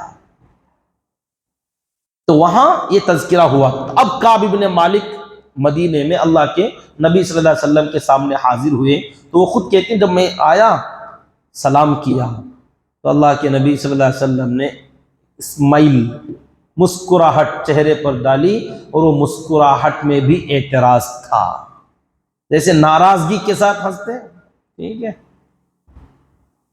مسکرایا آپ نے لیکن ناراضگی والی مسکراہٹ، لیکن آپ نے کچھ نہیں فرمایا۔ ایک روایت میں ہے میں نے سلام کیا تو نبی نے جیسے دیکھا آتے ہیں تو سلام سنتے ادھر مڑ گئے، کیونکہ میں تھوڑی دیر کے بعد ادھر آیا، آپ سے سلام کیا تو کیا آپ ادھر بات کرنے لگے، تو پھر میں آیا کہنے لگا اللہ کے نبی کیا بات ہے، آپ میرے سلام کا جواب نہیں دیتے؟ کہا تم نے بھی تو کام ویسا ہی کیا ہے، ہمارے ساتھ کیوں نہیں آئے؟ کہا اللہ کے نبی میں نہ منافق ہوں نہ میں آپ کا مخالف ہوں، میں تو پکا ایمان والا آدمی ہوں۔ کہا پھر کیا بات تھی، کیوں نہیں آئے؟ تو انہوں نے کہا اے اللہ کے نبی صلی اللہ علیہ وسلم میں زبان کا دھنی آدمی ہوں، اگر میں زبان چلاؤں بہت بات کر سکتا ہوں اور ایسی چکنی چپڑی باتیں کر سکتا ہوں، کسی دوسرے کی اگر مجلس میں آج بیٹھا ہوتا ایسی باتیں کرتا اور اس کو میں اپنی باتوں میں جکڑ لیتا اور اسے میں اطمینان دلا کر نکل جاتا، لیکن آپ وہ نہیں ہیں، میں آپ کے بارے میں جانتا ہوں، کچھ بھی اگر غلط سلط بولوں گا اٹھ کر جاؤں گا پیچھے جبریل آ جائیں گے اور میرا پول کھول دیں گے، تو اس لیے میں آپ کے سامنے کچھ اناپ شناپ الٹا سیدھا کچھ نہیں بولتا، جو ہے وہی بولتا ہوں۔ اچھا بولو کیا ہے؟ کہا میرا حال اس سے پہلے کبھی اتنا اچھا نہیں تھا جتنا اب تھا، خوشحالی تھی، مال بھی تھا، سواری بھی تھی، صحت بھی ہے، پھر بھی میں آنا چاہتا تھا، تھوڑا تاخیر ہو گئی، ٹال مٹول آج کل کرتے کرتے دل نے نہیں مانا، اس لیے میں نہیں آیا۔ صاف صاف بات کرتا ہوں، یہی بات ہے، اب مجھ سے غلطی ہوگی معاف کر دیجیے، اب معافی مانگی۔ اللہ کے نبی صلی اللہ علیہ وسلم نے فرمایا ٹھیک ہے تمہاری بات ہم نے سن لی، اب جاؤ، اللہ کا جو فیصلہ آئے گا، جب تک اللہ کی طرف سے کوئی بات نہ آئے ہم کچھ نہیں کہتے، تمہارا معاملہ ہم نے ادھر عرضی لگا دی ہے، دیکھو اب اوپر سے کیا فیصلہ آتا ہے، بھیج دیا۔ اب یہ اٹھ کے جانے لگے تو ان کے قبیلے کے رشتہ دار وغیرہ جمع ہوئے، کہنے لگے ارے کیا ہو گیا تھا تمہیں، یہ اتنا صاف صاف بولنے کی کیا ضرورت تھی، تمہاری فضیلت جانتے ہو، تم کتنے بڑے آدمی ہو۔ اب ان کی وہ باتیں یاد آئیں کہ کعب ابن مالک کہتے ہیں میں ان لوگوں میں شامل تھا جو ہمارے نبی کو مدینہ لانے کے لیے جو جماعت گئی تھی، جو مکے میں حج کے موسم میں گئے تھے، پہلی مرتبہ کچھ لوگ ملے، دوسری مرتبہ کچھ لوگ ملے، انہوں نے وعدہ کیا تھا، بیعت عقبہ کی تھی اور کہا تھا آپ مدینہ تشریف لائیں ہم آپ کی حفاظت کریں گے، تو ان لوگوں کی جماعت میں یہ بھی شامل تھے، نبی کو مدینہ آنے کی دعوت دینے والی جو پہلی جماعت تھی، کعب ابن مالک رضی اللہ عنہ ان لوگوں میں تھے۔ کہتے میں بدر میں نہیں گیا تھا، بدر کی لڑائی میں کعب ابن مالک رضی اللہ عنہ نہیں تھے، بدری صحابی نہیں، کہتے ہیں بدر میں اس لیے نہیں گیا تھا کیونکہ اللہ کے نبی نے خود اچانک فرما دیا تھا کہ جس کو آنا ہے آئے، جس کو نہیں آنا نہ آئے، تو میں نے سمجھا ضروری نہیں، اس لیے بدر میں نہیں گیا، لیکن مجھے بدر میں نہیں گیا اس کا اتنا غم نہیں ہے جتنی خوشی اس بات کی ہے کہ میں اس بیعت عقبہ میں شامل تھا، جو نبی کو مدینہ آنے کی دعوت دینے والی جماعت تھی نا، اس میں میں تھا، کہتے مجھے وہ بڑا خوشی کا موقع ہے۔ اس کے علاوہ بدر چھوڑ کے ہر غزوے میں نبی کے ساتھ، ہر سفر میں تھا میں۔ اب اتنے بڑے آدمی، تو لوگوں نے کہا تمہاری اس سے پہلے کوئی غلطی نہیں ہے، کوئی گناہ نہیں ہے، ایک آدھ بات کوئی کر دیتے اور بعد میں کہتے نبی جی میرے لیے استغفار کر دو، تو نبی استغفار کرتے، اللہ معاف کر دیتا، معاملہ صاف ہو جاتا۔ یہ اتنا صاف صاف بولنے کی کیا ضرورت تھی، اچھا تھا، خوشحال تھا، تندرست تھا، پھر بھی نہیں آیا۔ اب دیکھو چپ کی مصیبت مول لیے نا۔ تو اب دوستوں کی باتیں سن کر کعب ابن مالک کہتے ہیں دل میں ایک بات آئی کہ پھر واپس جاؤں اور نبی جی سے کہوں کہ نبی جی وہ میں غلط بولا، اصل بات وہ نہیں تھی، یہ تھی، کچھ بات بنا دوں۔ تو پھر دل نے کہا نہ، جو سچ ہے وہی بول، جھوٹ شامل مت کر، تو میں خاموش آگے نکل گیا۔ جاتے جاتے دوستوں سے پوچھا کہ کیا ایسا آدمی، میں اکیلا، میں سنگل پرسن ایسا ہوں یا میرے ساتھ اور بھی کچھ لوگ ایسے ہیں، مجھے پتہ نہیں کوئی ہے ایسے، کیونکہ تم لوگ یہاں بہت دیر سے بیٹھے ہو، تمہیں سب کے حال معلوم ہو رہے، میرے ساتھ ایسے میرے جیسے کوئی اور ہے؟ تو لوگوں نے بتایا ہاں تمہارے ساتھ ایسے ہی دو آدمی اور بھی ہیں، مرارہ ابن ربی، ہلال ابن امیہ، ان کا بھی سیم کیس، انہوں نے بھی آ کر وہی کہا جو تم نے کہا ہے۔ اچھا، تو نبی نے ان سے کیا فرمایا؟ کیا وہی جواب جو تم کو ملا ان کو بھی وہی ملا ہے؟ اچھا تب تو ٹھیک ہے، میں اکیلا نہیں ہوں، ہم تو 3 ہو گئے اب۔ خیر کوئی خوشی کی بات تو نہیں تھی، کہتے ہیں گھر چلا گیا۔ اس کے بعد میرے جانے کے بعد اللہ کے نبی صلی اللہ علیہ وسلم نے تمام صحابہ کو حکم دیا کہ یہ جو 3 مسلمان ہیں ہمارے بھائی ہیں، اچھا وہ جو مرارہ ابن ربیع اور ہلال ابن امیہ رضی اللہ تعالیٰ عنہ، وہ بڑی عمر کے بزرگ صحابہ تھے اور وہ دونوں بدر کے صحابہ ہیں، اور بدری صحابی بہت بڑے صحابہ میں شامل ہیں، تو وہ دونوں حضرات بدری ہیں، اور یہ کعب ابن مالک بیعت عقبہ والے، تو تینوں شخصیات بڑی نامور شخصیات۔ لیکن اللہ کے نبی نے فرمایا ان تینوں کا معاملہ سب سے الگ ہے، اللہ کی طرف سے جب تک فیصلہ نہ آئے تم میں سے کوئی ان کے گھر نہیں جائے گا، کوئی ان کو بات نہیں کرے گا، ان کو اپنے گھر میں نہیں بلائے گا، حتیٰ کہ راستہ چلتے ہوئے آمنا سامنا ہو جائے تو تم سلام بھی نہیں کرو گے، وہ سلام کرے تو جواب بھی نہیں دو گے، بائی کاٹ۔ اب تو اللہ نے جو فرمایا ان لوگوں کی زمین تنگ ہو گئی تھی، کیسے؟ ایسے کہ نبی کا جو حکم آیا، اب صحابہ کرام نے ایک دم کوئی رشتہ نہیں، کوئی ناتا نہیں، کوئی تعلق نہیں، کہتے یہ حکم تو آ گیا، جیسے ہی لوگوں کی طرف سے خبر ملی کہ نبی کا یہ فیصلہ ہوا ہے، تو وہ جو دونوں حضرات تھے بزرگ، یہ تو گھر سے نکلنا چھوڑ دیے کہ کیا کریں باہر جا کر، روتے روتے 24 گھنٹے بس ایک ہی کام تھا، رونا معافی مانگنا، رونا معافی مانگنا۔ کعب بن مالک رضی اللہ عنہ کہتے ہیں میں تھوڑا جوان آدمی تھا، میں روتا تو تھا لیکن گھر میں نہیں بیٹھتا تھا، باہر جاتا چپکے چپکے تو سلام کرتا لوگوں کو، لیکن کوئی ایک بھی جواب نہیں دیتا، کوئی بھول کر تو جواب دے گا دیکھیں ایک بھی نہیں، حتیٰ کہ مسجد نبوی میں جاتا، اللہ کے نبی صلی اللہ علیہ وسلم کے دربار میں حاضر ہوتا، سلام کرتا اور غور سے دیکھتا کہ نبی کے ہونٹ جواب میں ہلتے کہ نہیں ہلتے، نہیں ہلتے۔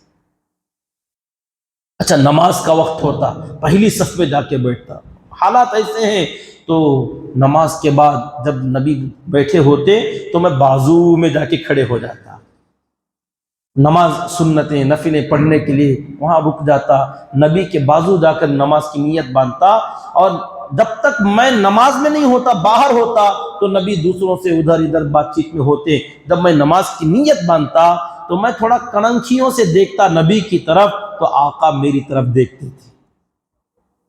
یہ محبت کا عشق کا عجیب واقعہ ہے، میں جب نماز میں مشغول ہو جاتا تو میں کننکھیوں سے توجہ ادھر ڈالتا تھا کہ نبی آپ کا کیا حال ہے میرے بارے میں، تو میں دیکھتا نبی میری طرف دیکھ رہے ہوتے، جیسے میں نماز سے فارغ ہوتا دوسری طرف وہ اگنور کر رہے مجھے۔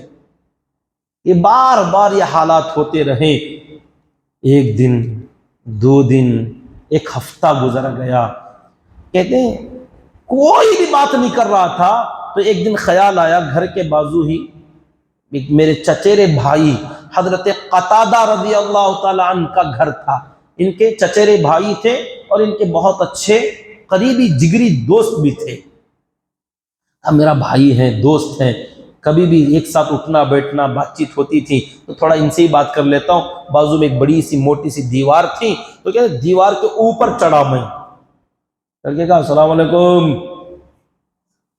ان کو معلوم تھا بازو یہی ہیں، تو وہ اپنے کام میں مشغول تھے، جواب بھی نہیں دی، کام کر رہے تھے۔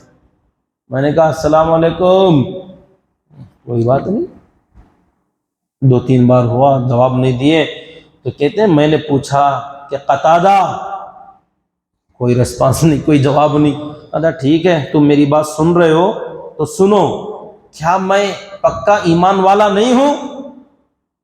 میرے ایمان میں تمہیں کوئی شک ہے؟ میں نے کلمہ اللہ اور اللہ کے نبی کا جو پڑھا لا الہ الا اللہ محمد رسول اللہ، کیا میں اس میں جھوٹا ہوں؟ کیا تمہیں میرے ایمان پر اعتماد نہیں، یقین نہیں؟ یہ سوال کرنے لگے، تو بہت دیر تک میں بولتا رہا، وہ چپ کے اپنے کام میں مشغول تھے۔ آخر کار میں نے قسم دے کر کہا تمہیں اللہ کی قسم ہے، بولو میری بات کا جواب دو، کیا میں پکا ایمان والا ہوں یا میرے ایمان میں کوئی ڈاؤٹ ہے؟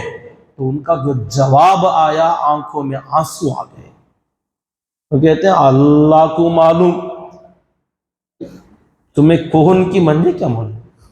جواب نہیں دے, کہنے لگا اللہ و رسولہ اعلم, اللہ اور اس کا رسول بہتر جانتا ہے. بات ان سے نہیں ہوئی, مبہم, بہت دیر سے باتیں ہو رہی ہیں, تو جواب میں کہا اللہ و رسولہ اعلم, اللہ اور اس کے رسول کو زیادہ علم, ہم نہ کیا معلوم بھی کون کیسا کرنے کا. اللہ اکبر, یار میرا دوست, میرا بھائی, تو بھی ایسا ہو گیا. یہ ہیں حضرات صحابہ کی یہ ادا کہ نبی نے جب حکم لگا دیا نہیں کرنا, بات ختم. چاہے سگا بھائی ہو, کتنا قریبی رشتہ دار ہو, جگری دوست ہو, اتنا زیادہ تعلقات توڑ لیے. تو کہتے ہیں کس سے بھی بات کرو کوئی بات نہیں, سلام کا جواب کوئی نہیں. تو پورا مدینہ ایسا لگتا تھا ہم کسی دوسرے ملک میں آ گئے. سب لوگ میری زبان نہیں سمجھ رہے ہیں, میرا چہرہ نہیں پہچان رہے ہیں. جیسے کسی اجنبی ملک میں چلے جائیں, چائنا میں چلے جائیں یا امریکہ میں چلے جائیں, ہم جیسے لوگ جن کو نہ انگریزی آتی ہے, نہ چین کی زبان آتی, نہ چہرے جان پہچان کے, اکیلے در ادھر بھٹکتے رہیں گے کہ کوئی ٹرانسلیٹ کرنے والا یہاں نہیں مل رہا ہے, تو کیا بات کریں گے, کیا کسی سے میل جول ہوگا. ایسا لگتا ہے یار ہم پردیس میں آ گئے. تو کہتے ہیں ہمارے یہ مدینہ ہمارے لیے اجنبی شہر لگ رہا تھا. ہمارے در و دیوار بدل گئے تھے, کھیت کھلیان بدل گئے تھے, انسان بدل گئے تھے کہ جائیں تو کہاں جائیں, ملیں تو کسے ملیں, اپنے دل کا حال کسی سے شیئر کریں, کوئی بات کرنے والا نہیں. حتیٰ کہ اسی کیفیت میں مسجد میں جاتے ہیں, مسجد بھی ویران سی لگتی ہے, سب موجود ہیں لیکن میرے لیے کوئی نہیں. سب آپس میں باتیں کر رہے ہیں, میں جاتا ہوں تو سب خاموش, نہیں آیا بات مت کرو. یار کیا حال ہے. تو کہتے ہیں مجھے ایک فکر سوار ہو گئی اسی بیچ میں, کیا اللہ اگر اسی حال میں مر گیا تو کیا میرے نبی میری جنازے کی نماز پڑھائیں گے کہ نہیں پڑھائیں گے, کیا ہوگا میرا حال, جنازے کی نماز میری ہوگی کہ نہیں ہوگی. اس سے بڑا سوال یہ تھا, میں مر گیا تو ٹھیک ہے, کیا تو ایک ہوتا, اگر میرے نبی کا انتقال اس وقت میں ہو گیا تو میں جتنے دن زمین پر رہوں گا ایسے ہی رہوں گا, کیونکہ یہ لوگ پھر زندگی میں کبھی بات نہیں کرنے والے, کیسے جی پاؤں گا میں اگر نبی کا انتقال ہو گیا تو. یہ فکر سوار ہوا. کہتے ہیں 1 مہینہ گزر گیا, 1 مہینہ کیسے جیے ہوں گے. اللہ نے فرمایا ذاقت علیہم انفسہم, ان کی زندگی اجیرن ہو گئی, ایک دم ٹائٹ ہو گئی تھی ان کی زندگی, جینا مشکل ہو گیا تھا. آخر کار اور 10 دن گزرے, ایک چلہ گزر گیا. 40 دن کے بعد حضرت خزیمہ ابن ثابت رضی اللہ تعالیٰ ایک قاصد ایک میسیج لے کر آئے, پیغام لے کر. کعب ابن مالک, اچھا آج مجھ سے بات ہو رہی ہے, کیا بات ہے؟ کہا سوری آپ سے بات نہیں ہے. پھر کہا آپ کی بیوی کے لیے نبی کا حکم ہے کہ وہ تم سے دور ہو جائے. اللہ اکبر, بیوی بھی؟ ہاں. اللہ کے نبی نے فرمایا کیونکہ بیوی ایمان والی ہے, تمہارے ایمان کا بھی فیصلہ نہیں آیا, تم ادھر کے ہو کہ ادھر کے, تو ایک ایمان والی تمہارے ساتھ کیا کرے گی, وہ جدا ہو جائے. کیا مطلب, نبی کا حکم طلاق دینا ہے؟ نہیں طلاق نہیں, بس فیصلہ ہونے تک الگ الگ رہو, بس ایک ساتھ نہ رہیں, بول کر چلے گئے.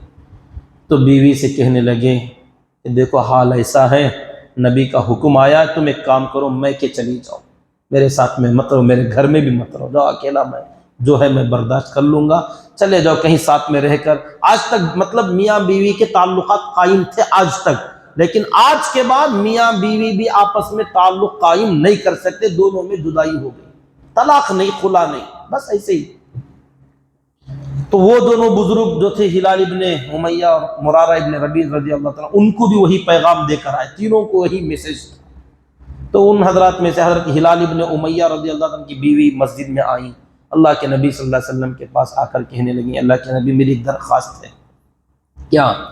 ہلال ابن امیہ ضعیف ہے, بوڑھے آدمی, گھر میں کوئی نوکر نہیں, اگر میں ان سے الگ ہو کر چلی گئی تو وہ کھانا پانی کپڑے نہانا دھونا ان کا کوئی دیکھ بھالی کرنے والا نہیں ہے، بوڑھے آدمی ہیں، اس لیے صرف مجھے خدمت کی اجازت دے دیجیے، بات بھی نہیں کروں گی۔ کہا ٹھیک ہے، بات بھی نہیں کرنا، اور دیکھو ان کے ساتھ سونا بھی مت، ہم بستری نہیں ہونا۔ کہا اے اللہ کے نبی جی، ایک تو بوڑھے ہیں، دوسری بات یہ جب سے آپ نے ان کے ساتھ یہ بائیکاٹ کا مقاطعہ کر رکھا ہے ان کو رونے سے فرصت نہیں ملتی، وہ بستر پر بھی روتے ہیں، بیٹھے بیٹھے بھی روتے ہیں، لیٹے لیٹے بھی روتے ہیں، ان کو کسی چیز کا خیال نہیں ہے، کوئی ان کو سدھ بدھ نہیں ہے، کہاں ہم بستری کریں گے، کہاں میں ہوں کہ نہیں ہوں، کچھ خیال نہیں ہے، بس میں کبھی کبھار کچھ کھلا دیتی ہوں، پکا کے دے دیتی ہوں، دو چار لقمے کھا لیتے، ورنہ تو کوئی ان کو رونے کے علاوہ دوسرا کام نہیں۔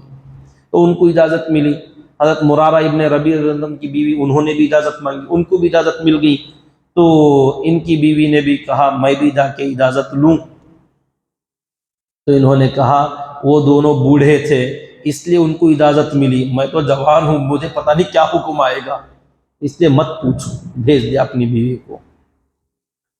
کہتے ہیں انہی دنوں کے اندر ایک اور مصیبت ٹوٹ پڑی، کیا تھا، مدینے کے بازار میں جا رہا تھا، گھوم رہا تھا، کوئی مجھے بات نہیں کرتا تھا، اچانک کوئی کسی کی آواز سنا کہ کعب ابن مالک کون ہے، کعب ابن مالک کا کوئی پتہ بتا دو بھائی۔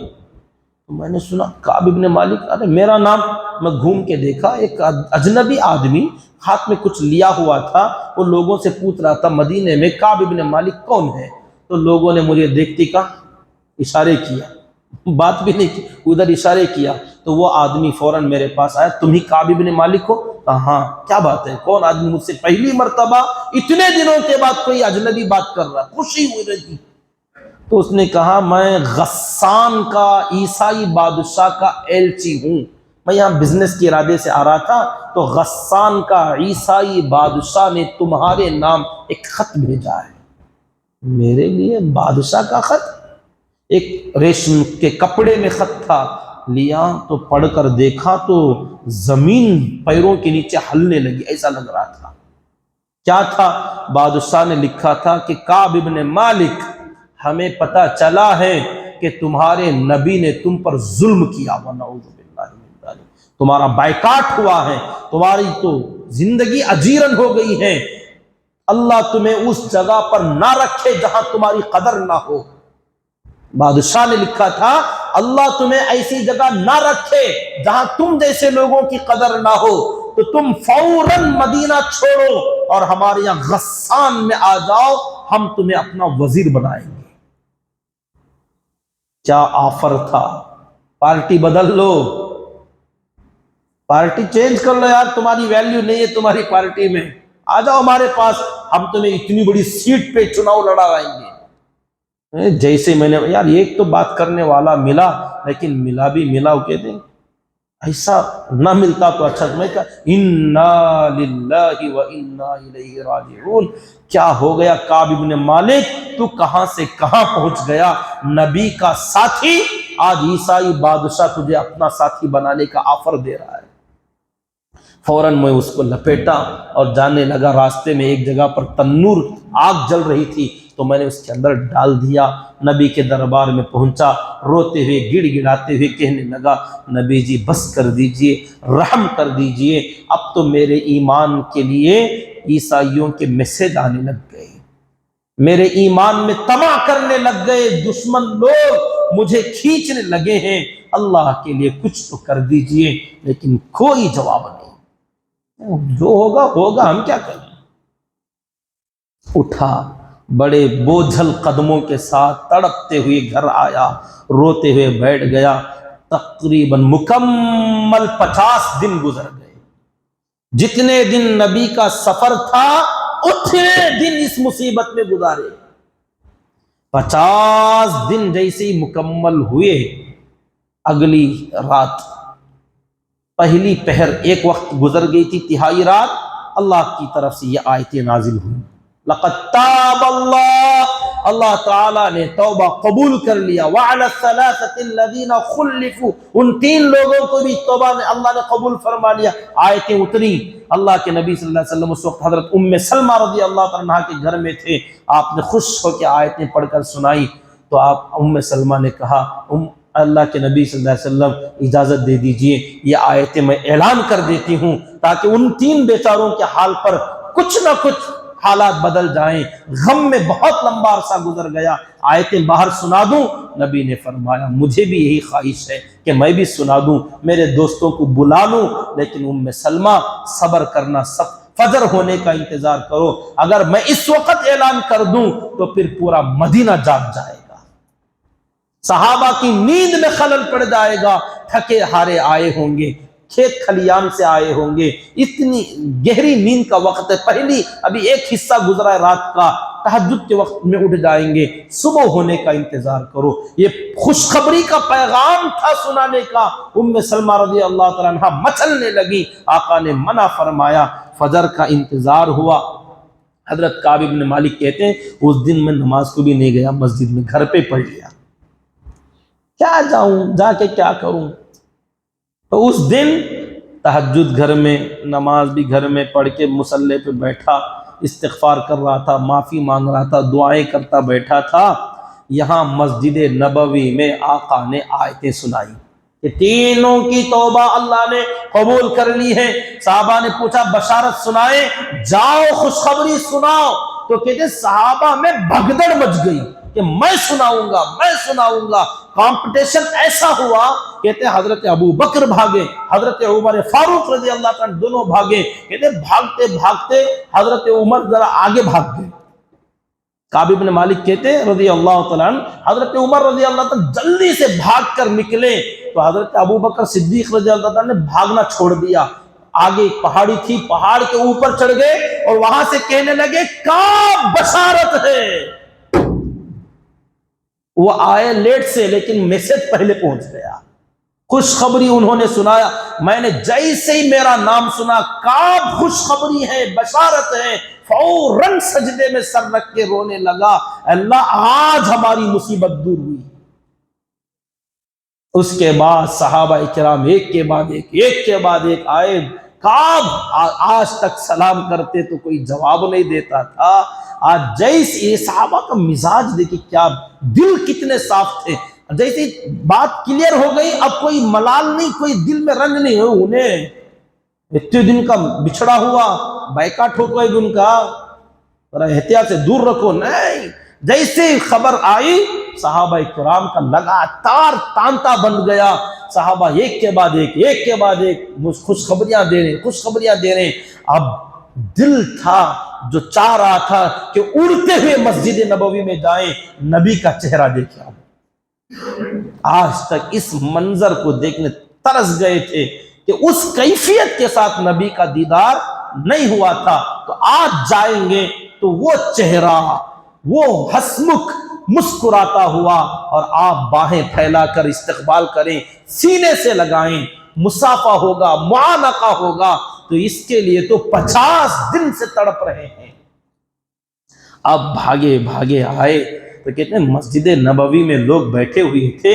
سب سے پہلے حضرت طلحہ بن عبید اللہ ہمیں دیکھتے ہی مسجد نبوی میں اٹھے اور بھاگ کر آئے، میرے سینے سے چمٹ گئے، بہت دیر تک معانقہ کیا.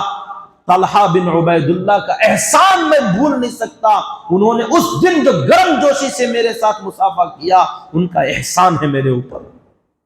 اس کے بعد صحابہ کرام سے مصافحے، معانقے، اللہ کے نبی کے دربار میں پہنچ آپ سے مصافحہ، آپ کے سینے سے لگ کر رونا دھونا جو ہوا، اللہ اکبر.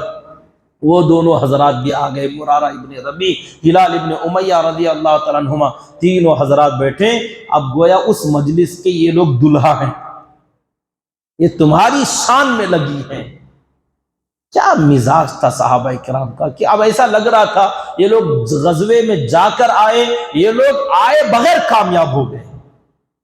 اب تینوں حضرات بیٹھے تو کعب بن مالک رضی اللہ عنہ کہتے ہیں اللہ کے نبی جی آج میں بات بتا دیتا ہوں. کہنے لگے میرا مال، میری خوشحالی، یہی چیز مجھے اس غزوے میں آنے سے رکاوٹ بن گئی تھی، تو آج میں آپ کو گواہ بناتا ہوں، میں اپنا سارا مال بانٹ دوں گا۔ یہ مال مجھے آڑے آیا تھا تو میں سارا مال بانٹ دوں گا۔ آقا نے فرمایا نہیں کعب، یہ فیصلہ مت کرو، پورا مال تقسیم مت کرو۔ تو کہا ایک حصہ رکھ لوں، 2 حصے بانٹ دوں گا۔ تو آپ نے فرمایا نہیں اتنا بھی نہیں، کہا 2 حصے رکھ کے 1 حصہ بانٹ دوں، کہا 1/3 تقسیم کرو۔ تو آپ نے 1/3 یعنی 1/3 میں سے 1 حصہ تقسیم کرنے کا حکم دیا، باقی 2 حصے اپنی ضرورت کے لیے رکھو، کام آئے گا۔ حضرت مرارہ ابن ربیع رضی اللہ عنہ وہ آئے، کہنے لگے نبی جی میرے لیے میرا باغ بہت پسند تھا، مجھے باغ پکا ہوا تھا، اس لیے میں نہیں آیا، میں اس کے چکر میں پڑ گیا تھا باغ کی دیکھ بھالی میں، یہی باغ میرے لیے رکاوٹ بنا تھا۔ میں آپ کو گواہ بناتا ہوں یہ باغ اللہ کے لیے میں نے دے دیا، اب مجھے اس باغ کی ضرورت نہیں، آپ جسے چاہے دے دیں، مجھے ضرورت نہیں۔ انہوں نے باغ ہدیہ کر دیا۔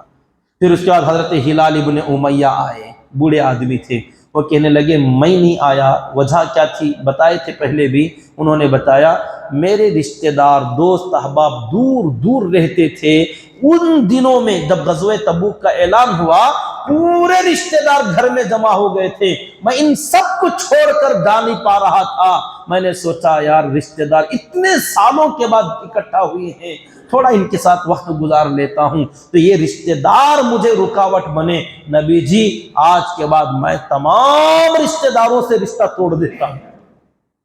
آپ نے فرمایا نہیں یہ کام مت کرو، رشتے ناطے باقی رکھو، تعلقات باقی رکھو۔ تو بہرحال ان حضرات کو اللہ کے نبی صلی اللہ علیہ وسلم نے اس طریقے سے ہدایات دیتے ہوئے ان حضرات کی وہ توبہ اللہ نے قبول فرمائی۔ تو بشارت کبھی کسی کو سنانا ہو تو اللہ کے نبی صلی اللہ علیہ وسلم کی صحابہ کی عادت ہے، خوشی کا موقع جب آئے تو آدمی آگے بڑھ کر اپنے بھائی کو خوشی کا پیغام دے۔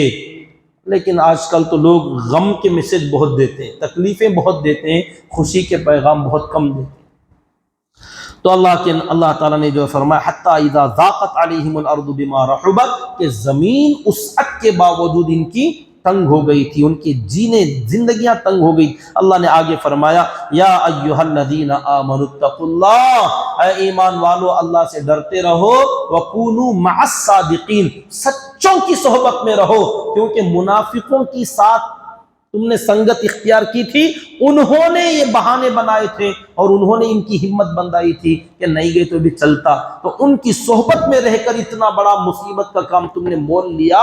اللہ نے فرمایا آئندہ کے لیے ایمان والو صحبت اختیار کرنا ہے تو سچوں کی صحبت اختیار کرو۔ سچے وہ جو ایمان والے ہیں اور ایمان لانے کے بعد اعمال میں بھی سچے ہیں، جو کہا جاتا ہے وہ کرتے ہیں، تو اصل میں ایمان و عمل کے صادقین کے صحبت میں رہنا چاہیے۔ اللہ تعالی دعا کریں کہ اللہ رب العزت ہم تمام کو قرآن پاک کی تلاوت کی توفیق نصیب فرمائے، قرآن پاک کو سمجھنے کی توفیق نصیب فرمائے، اس کے مطابق اپنی اصلاح، اپنے ایمان اعمال اخلاق کو درست کرنے کی اللہ توفیق عطا فرمائے، آمین۔ سبحان اللہ وبحمدہ، سبحانک اللہم وبحمدک، ونشہد ان لا الہ الا انت، ونستغفرک ونتوب الیک۔ سبحان ربک رب العزت عما یصفون، وسلام علی المرسلین۔